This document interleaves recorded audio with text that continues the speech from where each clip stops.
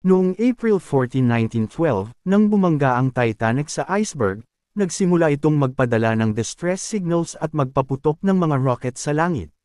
Pero alam mo ba, may isa pang barko sa malapit, ang SS Californian. Mas malapit pa ito kaysa sa barkong Carpathia na siyang sumagip sa mga nakaligtas. Ayon sa mga ulat, nakita ng crew ng Californian ang mga ilaw ng Titanic. Nakita rin nila ang mga rocket na pinaputok sa langit. Pero inakala nilang normal signal lang iyon, hindi emergency. Dito pumapasok ang tinatawag na shadow zone. May teorya na dahil sa sobrang lamig ng tubig at kakaibang kondisyon ng hangin noong gabing iyon, nagkaroon ng optical illusion o tinatawag na superior mirage.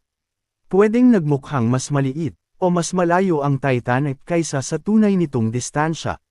Ibig sabihin, maaaring hindi nila alam na may barkong unti-unting lumulubog sa dilim. Hanggang ngayon, tanong pa rin ng mundo. Kung agad bang umaksyon ang Californian, mas marami kaya ang nabuhay? Isang gabi, isang desisyon, isang misteryong hindi pa rin tuluyang nasa sagot.